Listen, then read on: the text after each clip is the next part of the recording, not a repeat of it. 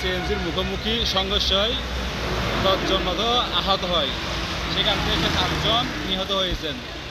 তারপর বাস যে হলো ওই সিডেং থেকে আসতেছিল, এই যে সিএনজিগুলো আসতেছিল 2000 এদিক থেকে, সিএনজির কোনো দোষ নেই, দোষ ছিল সবগুলো ইগলের।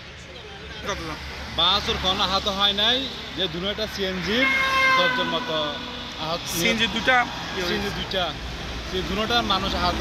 2000 মেডিকেলে কে নিয়ে গেছেন? 2000 মেডিকেল নিয়ে গেছে, এই 500 জন মতো, আর 3-4 জন মতো ট্রাস্টে নিয়ে গেছে। আজ আনুমানিক 11:30 সময় আমার বড় বোন এবং আমার বাগিনের বড় বোনের নাম ফাতেমা বেগম এবং আমার বাগিনার স্ত্রীর নাম শামীম আক্তার, উভয়ে ট্রিটমেন্টের জন্য 2000-তে গিয়েছিল এবং তাদের সাথে আমার এক বাগিনা এবং আমার বাগিনের 2 ছেলে সহ ছিল। আমার বড় বোন ফাতেমা বেগম এবং শামীম আক্তার স্পট ডেথ হয়েছে এবং অন্যরা এখন বর্তমানে 2 জন সিডেং মেডিকেলে চিকিৎসাধীন আছে, তারাও ঝুঁকিতে আছে। একজন ফার্স্ট ভিউ হসপিটালে আছে, আমার নাতি সজীব। আমি সবার কাছে তাদের জন্য দোয়া চাই, যারা মৃত্যুবরণ করেছে তাদের রুহের মাগফিরাত কামনা করছি এবং আমার বাগিনা এবং নাতি যারা গুরুতর অসুস্থ তাদের দ্রুত সুস্থতা কামনা করছি। সবাই একটু দোয়া করবেন আমার নাতিদের জন্য এবং বাগিনার জন্য, এবং যারা মৃত্যুবরণ করেছে তাদের জন্য, সকলের জন্য দোয়া চাই, তার সবাই দোয়া করবেন।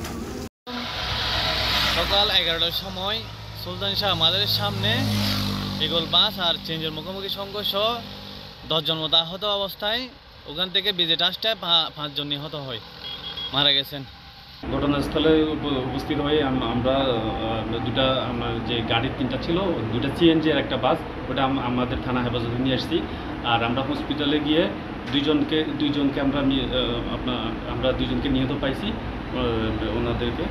আর বাকি হলো 8 জন হলো ওনাদের গুরুতর আহত আছে শুনছি, ওনাদেরকে চট্টগ্রাম মেডিকেলে রেফার করছি। এখন পরবর্তী আইনি হলো মামলা প্রক্রিয়াধীন চলছে, মামলা প্রক্রিয়াধীন।